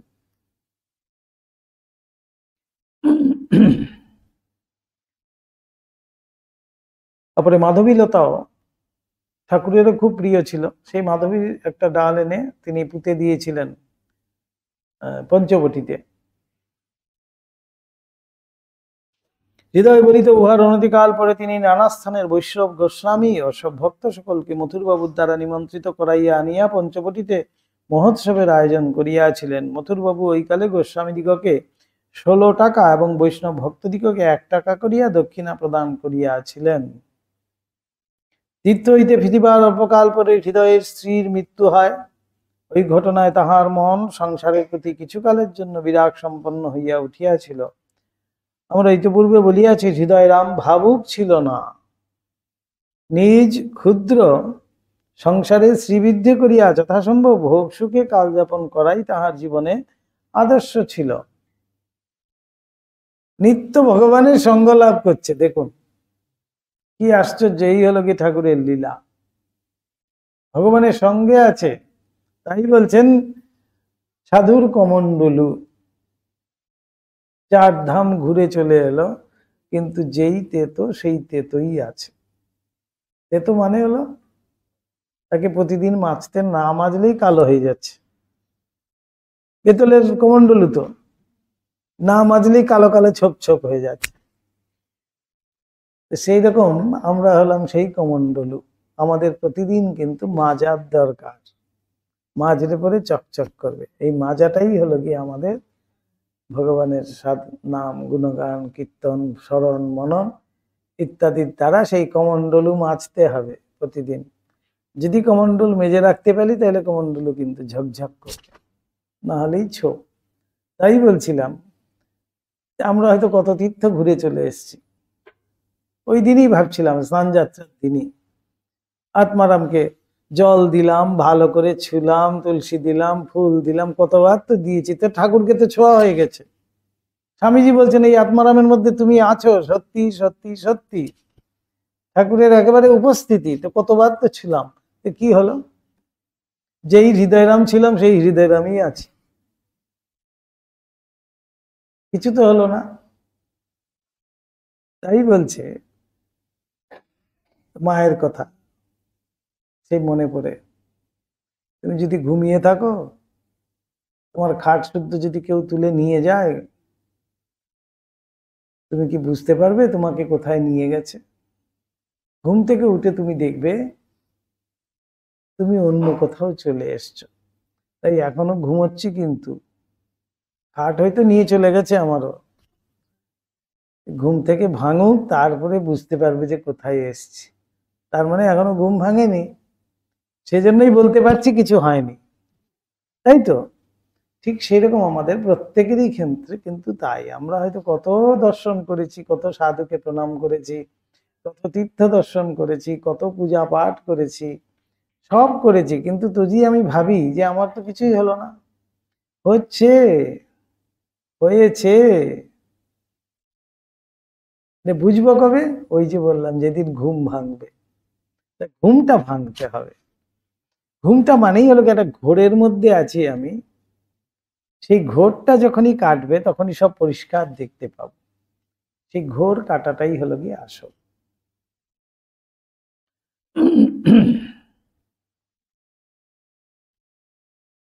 তাই হৃদয়রাম দেখুন ঠাকুরের এত সঙ্গ করছেন, সব সময় সাক্ষী স্বরূপে ঠাকুরের সমস্ত দর্শন আদি, ঠাকুরের ভাব সমস্ত দেখছেন। হৃদয়রাম ছাড়া কেউ ঠাকুরকে সেই সময় স্পর্শ করতে পারছে না। ঠাকুরের ভাবাবস্থায় যে কেউ তো স্পর্শ করতে পারত না। হৃদয়রামই ঠাকুরকে ধারণ করতেন যাতে পড়ে না যায়। সেই অবস্থাতে হৃদয়রামের এত সাংসারিক বুদ্ধি, এছাড়া জীবনের কিন্তু তার কোনো, বলছেন, কোনো আদর্শই ছিল না। ঠাকুরের নিরন্তর সঙ্গগুণে তাহার মনে কখনো কখনো অন্যভাবে হৃদয় হইলেও উহা অধিককাল স্থায়ী হইত না। কি আশ্চর্য দেখুন, এই হলো কি ভগবানের লীলা। এটা বোঝানোর জন্য যে শুধু তাকে দেখলেই হবে না, তার সঙ্গলাভ করলেই হবে না। আমার মানসিকতায় যদি পরিবর্তন না আসে তাহলে কিন্তু কিছুই হলো না। তাই ঠাকুর যেন এই হৃদয়ের মধ্যে দিয়ে আমাদেরকে সেই লীলাও দেখাচ্ছে। বলছেন অধিককাল স্থায়ী হইতো না, ভাবাবেশ যে হতো কিছুতে বুঝতেন না তিনি হৃদয়রাম, তা কিন্তু নয়। এই যে হৃদয়রামকে একবার খুব হৃদয়রাম চেপে ধরেছিলেন, যখন এমন অবস্থা হলো তখন বলছেন যে মামা এখানে কেন, আমরা, আমাদের তো এখানে জায়গা নেই, চলো চলো আমরা যাই। তখন মামা আবার যখন ছেড়ে দিল আবার হয়ে গেল। তাই কিন্তু অধিককাল স্থায়ী হইতো না বলছে। ভোগ বাসনা পরিতৃপ্ত করিবার কোনরূপ সুযোগ উপস্থিত হইলেই হৃদয় সকল ভুলিয়া উহার পশ্চাৎ ধাবিত হইত, এবং যতকাল উহা সংসিদ্ধ না হইত ততকাল তাহার মনে অন্য চিন্তা প্রবেশ লাভ করিত না। কিছু একটু যদি কোথাও দেখতে পেত ওইখানেই ছুটে যেত, ওইটি না পাওয়া পর্যন্ত যেন শান্তি নাই। অথচ ঠাকুরকে ত্যাগীশ্বর যিনি, তার সঙ্গ করছেন রাত দিন, তার এত সেবা করছেন, তাহলে তার মধ্যে এরকম কেন হবে কামনা বাসনা? সেটাই বলছেন। সেই জন্য ঠাকুর সমগ্র সাধন হৃদয়ের দক্ষিণেশ্বরে থাকিবার কালে অনুষ্ঠিত হইলেও সে তাহার স্বল্পই দেখিবার ও বুঝিবার অবসর পাইয়াছিল। বুঝিবার অবসর সবার হয় না, দেখিবার অবসর হইলেও বুঝিবার অবসর সবার হয় না। ঐরূপ হইলেও কিন্তু হৃদয় তাহার মাতুলকে যথার্থ ভালোবাসিত, এবং তাহার যখন যেরূপ সেবার আবশ্যক হইত তাহা সম্পাদন করিতে যত্নে ত্রুটি করিত না। তাই ঠাকুর বলছেন হৃদু যদি না থাকতো এই শরীরটাই থাকতো না। হৃদু ছোট ছেলেটির মতো আমাকে খাইয়েছে নাইয়েছে। সাধনকালে যখন ঠাকুর জড়বৎ বসে আছেন, মেরে মেরে মুখে ভাত ঢুকিয়ে খাইয়েছে। বলছে, তাই বলছেন যে হৃদু যদি না থাকতো আমার এই শরীরটাই থাকতো না। ঠাকুর বলছেন কিন্তু মামার প্রতি সেই ভালোবাসা কিন্তু ছিল হৃদয়ের। উহার ফলে হৃদয়ের সাহস, বুদ্ধি এবং কার্যকুশলতা বিশেষ প্রস্ফুটিত হইয়াছিল। আবার বিখ্যাত সাধক দিকের নিকটে মাতুলের অলৌকিকত্ব শ্রবণে এবং তাহাতে দৈব শক্তি সকলের প্রকাশ দর্শনে তাহার মনে একটা বিশেষ বলের সঞ্চারও হইয়াছিল। সে ভাবিয়াছিল মাতুল যখন তাহার আপনার হইতেও আপনার, এবং সেবার দ্বারা যখন সে তাহার বিশেষ কৃপাপাত্র হইয়া আছে, তখন আধ্যাত্মিক রাজ্যের ফল সকল তাহার এক প্রকার করায়ত্তই রহিয়া আছে বলে ওগুলোর জন্য আমি আবার সাধন করব কেন? আমি তো সব মামার থেকে পেয়ে যাব, মামার সম্পত্তি সব আমারই তো, মামার তো আর কেউ নাই, তিন কুলে আমিই আছি, মামার সবকিছু তো আমিই পাবো, তাহলে আর আমি কষ্ট করে সেই সাধন করব কেন? কত বুদ্ধি দেখুন। তাই সেখানে আপন বোধ আছে বলেই কিন্তু সেটাও আসছে, সেই নিশ্চিন্ততা। যখনই তাহার মন ওই সকল লাভ করিতে প্রয়াসী হইবে, মাতুল নিজ দৈব শক্তি প্রভাবে তাহাকে তখনই ওই সকল লাভ করাইয়া দিবেন। আমি যখনই চাইব বললেই আমাকে দিয়ে দেবেন, তার জন্য আমি এত লালায়িত হব কেন? অতএব পরকাল সম্বন্ধে তাহার ভাবিবার আবশ্যকতা নেই। কি সুন্দর নিশ্চিন্ত! দেখুন, এই নিশ্চিন্ততা আমরা যদি আনতে পারি হৃদয়ের মতো, এত সুন্দর একটা ক্যারেক্টার দেখুন হৃদয় রামের। এখানে বলছেন যে নিত্য সে ভগবানের সেবা করছে, অথচ কামনা বাসনার থেকে কিছুতেই মুক্ত হচ্ছে না। কেন হচ্ছে না? তার বুদ্ধি তো অন্য জায়গায়। সে জানে যে চরম জিনিসটি আমার তো মাতুলের কাছেই রয়েছে, আমারই তো করা কত করতলগত হয়েই আছে, আমি যখন পাইব চাইব তখনই দিয়ে দেবে আমাকে। তো সেটার জন্য আমার এত চিন্তা করার কি আছে? এই পরকালের জন্য সবাই ভাবছে, আমার এসব চিন্তা করার দরকারই নাই। পরকাল তো সব মামা করেই রাখবে আমার জন্য। কিছুকাল সংসার সুখ ভোগ করিবার পরে সে পারত্রিক বিষয়ে মনোনিবেশ করিবে। বলছে এবার ভোগ করার আমার সময় করে নেই, এবার যা করার এসব পরে পরে তো হবেই। আর এগুলো তো সব আমার একেবারে ফিক্সড রয়েছে, ফিক্সড ডিপোজিট হিসাবে, এখান থেকে তো আমার চিন্তা নাই। পত্নী বিয়োগ বিধুর হৃদয় ভাবিল এখন সেই কাল উপস্থিত হইয়াছে। সে পূর্বাপেক্ষা নিষ্ঠার সহিত শ্রী শ্রী জগদম্বার পূজায় মনোনিবেশ করিল। পরিধানের কাপড় ও পৈতা খুলিয়া রাখিয়া মধ্যে মধ্যে ধ্যান করিতে লাগিল। ঠাকুরের থেকে দেখেছে তো, এখন ঠাকুরের মতো করে ধ্যান করতে শুরু করেছে এবং ঠাকুরকে ধরিয়া বসিল। যাহাতে তাহার ন্যায় আধ্যাত্মিক উপলব্ধি সকল উপস্থিত হয়, তাহা করিয়া দিতে হইবে। ঠাকুর তাহাকে যত বুঝাইলেন যে তাহার ঐরূপ করিবার আবশ্যক নাই। ঠাকুরও বুঝিয়ে দিচ্ছেন আবশ্যক নাই। কেন আবশ্যক নাই? সাজুজ্য, অনেক রকমের ভক্তি আছে, তো এই সাজুজ্য ভক্তি পেয়ে গেছেন তিনি। সাজুজ্য মানেই হলো গিয়ে সাথে বাস করা, সাজুজ্য লাভ। সাজুজ্য লাভ তো করেইছেন তিনি। ভগবানের সাজুজ্য মানেই হলো ভগবানের তিনি অঙ্গস্বরূপ, পার্শ্বদ স্বরূপ। ভগবান যখনই যাবেন তিনিও যাবেন। তাই এগুলো নিয়ে আর তোমাকে ভাবতে হবে না। তাই ঠাকুর বলছেন ওগুলো কেন ভাবছো তুমি, ভাবার তো দরকারই নাই। বুঝাইলেন তাহার ঐরূপ করিবা আবশ্যক নাই, তাহার সেবা করিলেই তাহার সকল ফল লাভ হইবে। যে তুমি যা করছো, আমাকে দেখছো শুনছো, সেটা করলেই তোমার হবে। এবং হৃদয় ও তিনি উভয়ই যদি দিবারাত্র ভগবত ভাবে বিভোর হইয়া আহার নিদ্রাদি শারীরিক সকল চেষ্টা ভুলিয়া থাকেন, তাহলে কে কাকে দেখিবে ইত্যাদি। যে আমাদের দুজনের যদি এরকম বেহুশ অবস্থা হয়, কে কাকে দেখবে বাবা?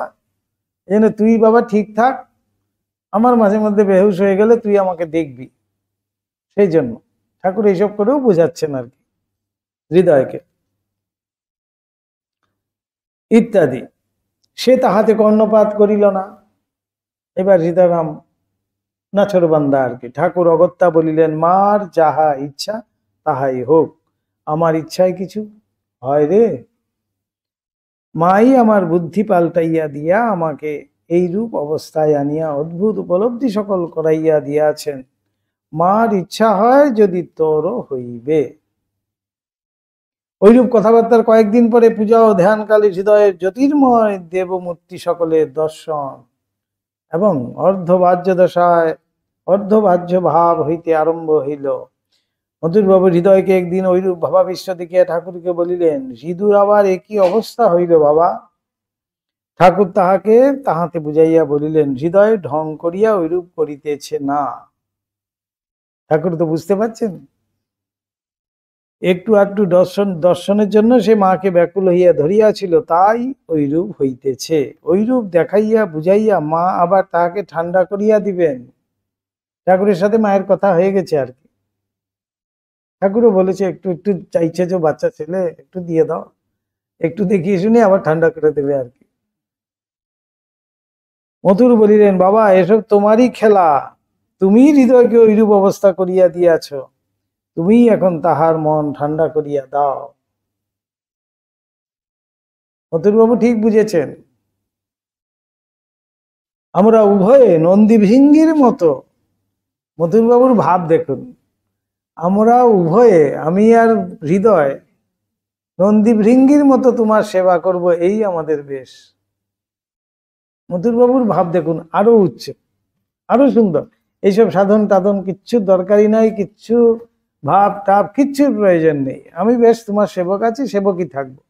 বলছেন আমরা উভয় নন্দীভৃঙ্গির মতো তোমার কাছে থাকিব, সেবা করিব। আমাদের ঐরূপ অবস্থা কেন? এইসব ভাব টাপ হয়ে গেলে আমরা তার সেবা করতে পারবো না। কি অপূর্ব সেই ভাব, ভাবুন মথুরবাবুর কতখানি ভালোবাসা, কতখানি প্রেম ও ভালোবাসা না হলে পরে এইটি বলতে পারেন।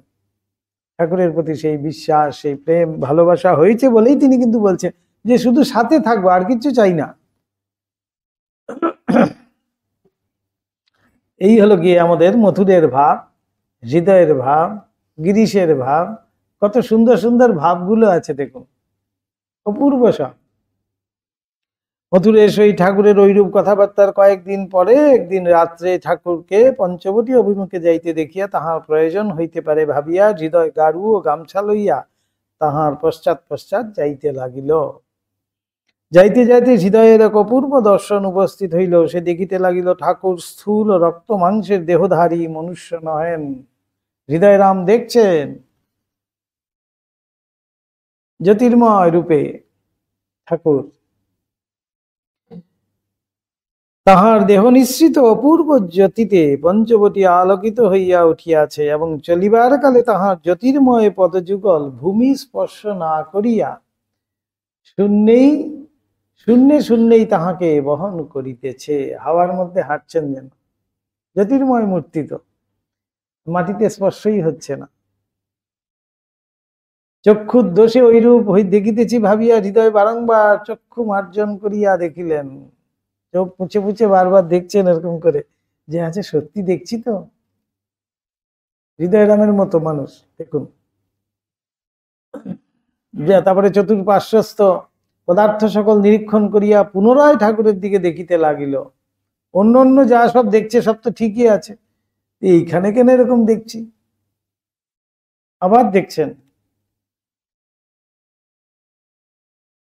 দেখিতে লাগিল, কিন্তু কিছুতেই কিছু হইল না। বৃক্ষ লতা গঙ্গা কুটি প্রভৃতি পদার্থ নিচয়কে পূর্ববৎ দেখিতে পাইল, ঠাকুরকে পুনঃ পুনঃ ঐরূপ দেখিতে থাকিল। ঠাকুরকে কিন্তু সেই জ্যোতির্ময় রূপেই দেখছেন। তখন বিস্মিত হইয়া হৃদয়ে ভাবিল, আমার ভিতরে কি কোনরূপ পরিবর্তন উপস্থিত হইয়াছে? তখন নিজের দিকে তাকিয়ে তখন দেখছে, আরো চমকে গেল। যাহাতে ঐরূপ দেখিতেছি, ঐরূপ ভাবিয়া সে আপনার দিকে চাহিবা মাত্র তাহার মনে হইল সেও দিব্য দেহধারী। এই বলছিলাম যে ভগবানের পার্শ্বদ এরা সবাই, কিন্তু না হলে কি আর ভগবানের সাক্ষাৎ সেবা করার অধিকার পায়? সে যতই হোক, লীলার ছলে আমরা হয়তো হৃদয়রামকে এইভাবে দেখছি। মায়ের সাথে রাধুদির সাথে এমন সম্পর্ক, মাকে ওইভাবে রাধুদিকে দেখছি, কিন্তু রাধুদির স্বয়ং যোগমায়া ঠাকুর দেখিয়ে দিয়ে গেছেন। আমাদের ব্যবহারিক দিক থেকে, আমাদের দৃষ্টি দিয়ে আমরা কিন্তু হৃদয়রামকে দেখছি কি কত স্বার্থপর, ঠাকুরের সাথে থেকে খালি এই চাই সেই চাই। ওইটা না রাখলে যে আমরা বুঝবো না, আমাদেরকে বোঝানোর জন্যই কিন্তু তাঁর এসব লীলা। হৃদয়রামও দেখছেন যে আরে আমিও তো জ্যোতির্ময়, দেবানুচর, দেবের অনুচর আমি, সাক্ষাৎ দেবতার সঙ্গে থাকিয়া চিরকাল তাহার সেবা করিতেছে। যেহেতু আমি নই, যে হৃদয়রাম আমি দেখছি সেই হৃদয়রাম নয়, এটা অন্য। সাক্ষাৎ ভগবানের সঙ্গে সব সময় থাকে, ভগবানের সাথে সাথেই ফেরে, দেবের অনুচর। মনে হইল সে যেন ওই দেবতার জ্যোতিঘন অঙ্গ সম্ভূত, সেই অঙ্গ দেবতা। আমরা যখন পূজাকালে পূজা শেষে শ্রীরামকৃষ্ণ অঙ্গ দেবতাভ্যো নমঃ একটা পূজা হয়, শ্রীরামকৃষ্ণ আবরণ দেবতাভ্যো নমঃ আরেকটা পূজা হয়, শ্রীরামকৃষ্ণ পার্শ্বদেভ্যো নমঃ। এই হলো পুরো পরিবারের তখন পুজো সাঙ্গ হলো। যেমন দুর্গাপূজার সময় আপনারা হয়তো লক্ষ্য করবেন, দেখবেন মায়ের অস্ত্রাদির পূজা হচ্ছে নৈবেদ্য দিয়ে, মায়ের আভরণের পুজো হচ্ছে নৈবেদ্য দিয়ে, আর মায়ের সঙ্গী কারা?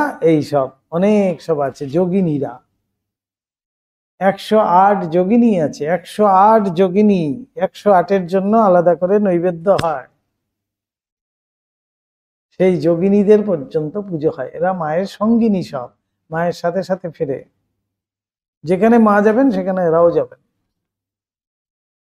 বলছে না, বড় মানুষকে যদি বাড়িতে ডাকতে হয়, ওই একজনের জন্য ব্যবস্থা করলে কিন্তু হবে না, তার সাথে অনেক আছে, সব আসবে।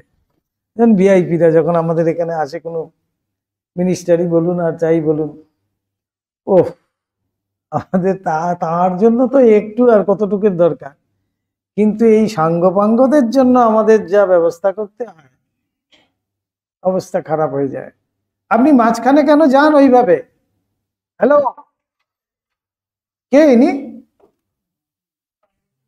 ইনি কে? ইনি কে? কোনোদিন দেখিনি তো।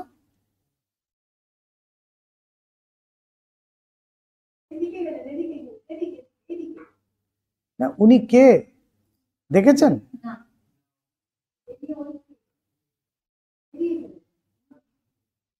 উনি কে আমি আর চিনিনি। না, এখানে দুম করে এরকম ঢুকে পড়ছেন। হ্যাঁ, কে ঢুকে এরকম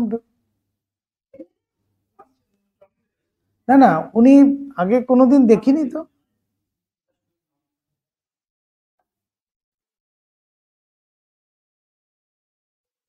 আচ্ছা, বেশ, ঠিক আছে। ঠাকুরের কথা শুনতে আসলে ক্ষতি নাই, ঠাকুরের কথা শুনে যদি বিরক্ত হয়ে বেরিয়ে যায় তাহলে সেটা ক্ষতি, সেটা খারাপ লাগে, আর কিছুই না। ঠাকুরের কথা শুনতে যে কেউ আসতে পারে, তাতে আপত্তি কে আছে? ঠাকুরের প্রতি ভালোবাসার থেকে আসবে সেটা, কিন্তু মাঝখানে উঠে গেলে খুব খারাপ, এটা মোটেই উচিত নয় আর কি। আচ্ছা, বেশ, আমরা যেখানে এসেছিলাম, ঠাকুর এবার জ্যোতির্ময় রূপে হৃদয় রাম দেখছেন, দেবানুচর অঙ্গ বিশেষ অঙ্গ সম্ভূত বলছেন, এবং তাহা সেবার জন্যই তাহার ভিন্ন শরীর ধারণ পূর্বক পৃথক ভাবে অবস্থিতি। ঠাকুরের শরীর থেকেই উদ্ভূত আরেকজন ঠাকুরের শরীরকে রক্ষা করবে বলেই তার কিন্তু অবস্থিতি। এবার হৃদয়রাম সব দেখতে পাচ্ছেন সেগুলো। ঐরূপ দেখিয়া এবং নিজ জীবনের ঐরূপ রহস্য হৃদয়ঙ্গম করিয়া তাহার অন্তরে আনন্দের প্রবল বন্যা উপস্থিত হইল।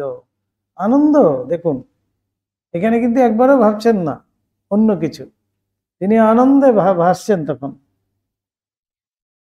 সে আপনাকে ভুলিল, সংসার ভুলিল, পৃথিবীর মানুষ তাহাকে উন্মাদ বলিবে সে কথা ভুলিল, এবং অর্ধবাহ্য ভাবাবেশে উন্মত্তের ন্যায় চিৎকার করিয়া বারংবার বলিতে লাগিল, ও রামকৃষ্ণ, ও রামকৃষ্ণ, আমরা তো মানুষ নহি, আমরা এখানে কেন? চলো দেশে দেশে যাই, জীবোদ্ধার করি। কি ভাব! আসল ভাবটি তখন বেরিয়ে এসছে, ও রামকৃষ্ণ, ও রামকৃষ্ণ বলছে। তুমি যাহা আমিও তাহাই, বলছেন চলো আমরা দুজনে যাই, জীবোদ্ধার করি। তুমি যাহা আমিও তাহাই। ঠাকুর বলিতেন, তাহাকে ঐরূপ চিৎকার করিতে শুনিয়া বলিলাম, ওরে থাম থাম, অমন বলিতেছিস কেন? কি একটা হইয়াছে ভাবিয়া এখনই লোকজন সব ছুটিয়া আসিবে। ঠাকুর থামাচ্ছেন আর, কিন্তু সে কি তাহা শুনে? তখন তাড়াতাড়ি তাহার নিকটে আসিয়া তাহার বক্ষ স্পর্শ করিয়া বলিলাম, দে মা, শালাকে জড়ো করে দে। বেশি লাফাচ্ছে, অনেক দেখা হয়ে গেছে, এবার জড়ো করে দে।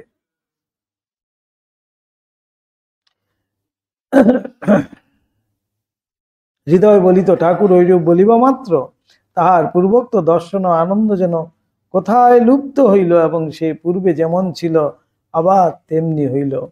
অপূর্ব আনন্দ হইতে সহসা বিচ্যুত হইয়া তাহার মন বিষাদে পূর্ণ হইল, এবং সে রোদন করিতে করিতে ঠাকুরকে বলিতে লাগিল, মামা তুমি কেন অমন করিলে, কেন জড়ো হইতে বলিলে? ঐরূপ দর্শনা আনন্দ আমার আর হইবে না। ঠাকুর তাহাকে বলিলেন, আমি কি তোকে একেবারে জড়ো হইতে বলিয়াছি? তুই এখন স্থির হইয়া থাক, এই কথা বলিয়াছি। সামান্য দর্শন লাভ করিয়া তুই যে গোল করিলি, তাহাতেই তো আমাকে ঐরূপ বলিতে হইল। আমি যে 24 ঘন্টা কত কি দেখি, আমি কি ঐরূপ গোল করি? তোর এখনো ঐরূপ দর্শন করিবার সময় হই নাই, এখন স্থির হইয়া থাক, সময় হইলে আবার কত কি দেখিবি। হৃদয়রামকে কিন্তু বলেই দিলেন, অর্থাৎ স্বরূপটা দেখিয়ে দিলেন একবার, আবার স্বস্বরূপে স্থিত হয়ে স্বস্বরূপে বিলীন হবেন, এই শরীর ত্যাগ করবে। হৃদয়রামকে দেখিয়ে দিলেন তার আসার উদ্দেশ্য কি, তার শরীর ধারণের উদ্দেশ্য কি ইত্যাদি সব ঠাকুর কিন্তু বুঝিয়ে দিলেন।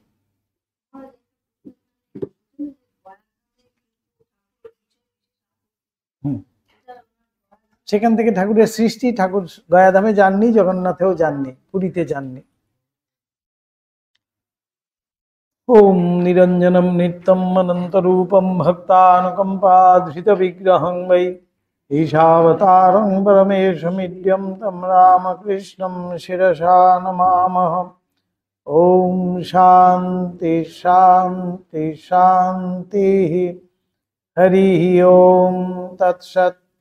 শ্রীরামকৃষ্ণার্পণমস্তু।